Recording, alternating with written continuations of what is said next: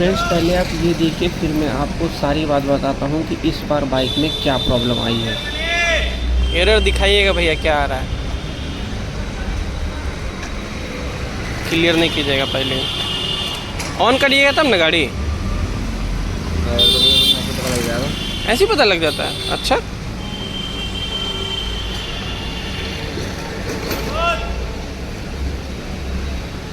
थोड़ा इधर करिए ना, नहीं दिख रहा। हाँ, ये कौन सा एरर है? 420 P0420 लिखा हुआ क्या है? अच्छा, 430 भी है क्या? दोनों है। अच्छा, दो एरर यहाँ ऊपर दिखा रहा है। नहीं, 420 तो दोनों तो लगभग एक ही एरर होता है। सेम है दोनों। हाँ, 19-20 का फ़र्क रहता है, वो तो हमको पता है। रिसेट कर दूँ?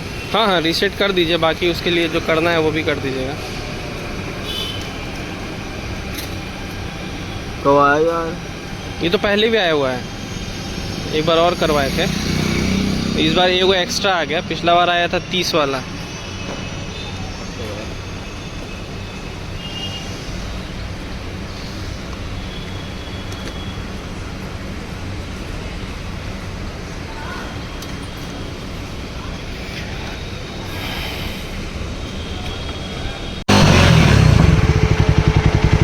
तो क्लियर कर दिए, इसलिए क्लियर हो गया।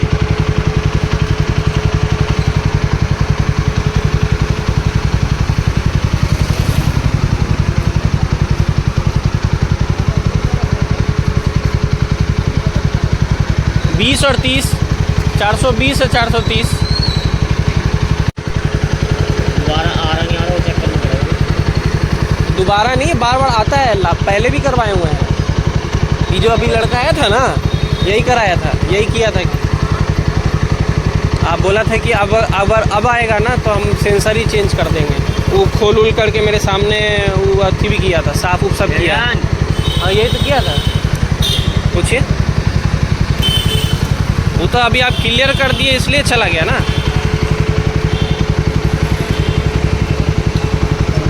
बाकी तो फिर आ ही जाता है। अभी क्या है दोस्तों कि हम लोग दूसरी बार आए हैं चेक इंजन लाइट जलने के कारण, इस प्रॉब्लम के कारण।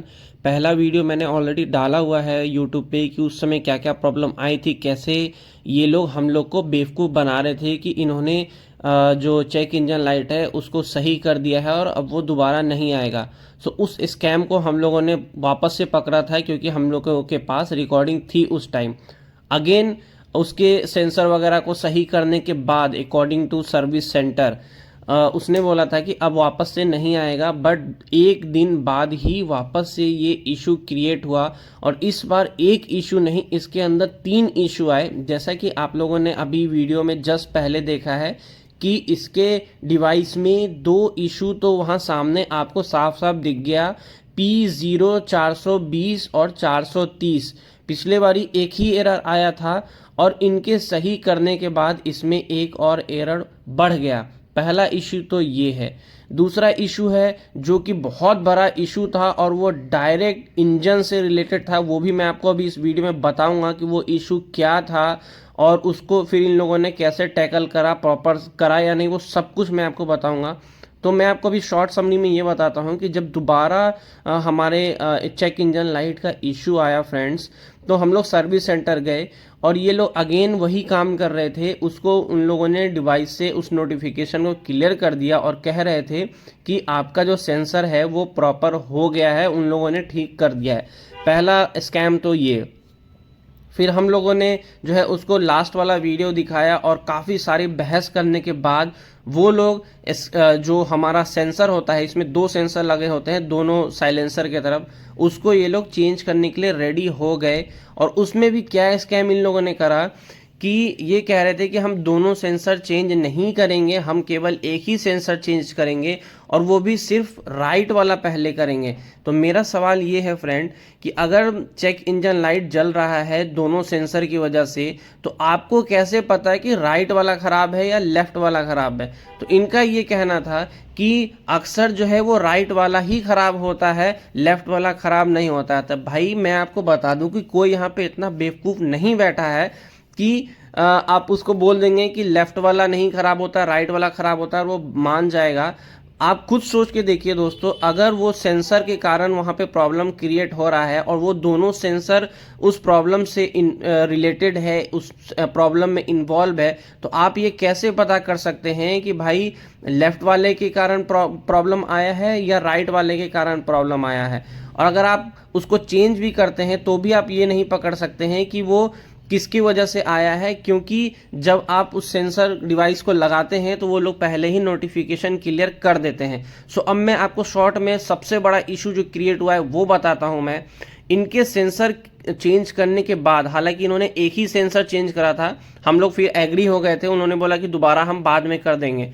सो सेंसर चेंज करने के बाद जब ये लोग टेस्ट ड्राइव पे गए फ्रेंड्स, तो मैं आपको बताऊं, टेस्ट ड्राइव पे जाने के बाद हमारा जो इंजन है उसका चेक लाइट जल गया था। इंजन ओवर हीटिंग का प्रॉब्लम आ गया इस बाइक में जब वो लोग टेस्ट ड्राइव पे गए थे।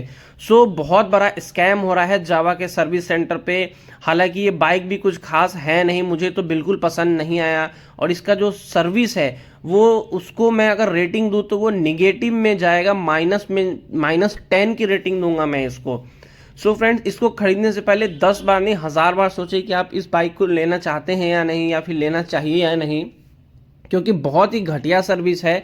और आप खुद सोचिए कि एक नॉर्मल सा सेंसर इन्होंने चेंज करा है, और वो सेंसर चेंज करने के बाद बाइक में ओवर हीटिंग का प्रॉब्लम आ गया दोस्तों।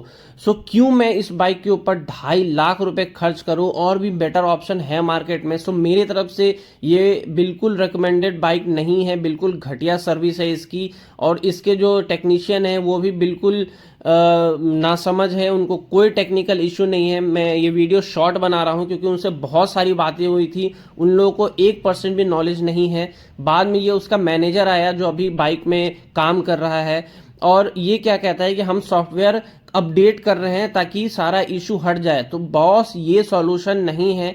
और देखिए, मैं आपको दिखाता हूं, इसमें आप गौर से देखेंगे, इसने फ्लैश करा है। ये देखिए, फ्लैश लिखा हुआ है। फ्लैश मतलब आप सॉफ्टवेयर को फ्लैश कर रहे हैं, ना कि अपडेट कर रहे हैं। अपडेट अलग होता है, फ्लैश अलग होता है। अगर आप लोग को या मुझे नहीं पता है तो प्लीज कमेंट करके बताइए कि मैं सही बोल रहा हूं। यानी फ्लैश का मतलब होता है कि आपने सॉफ्टवेयर को फ्लैश कर दिया है, ठीक है।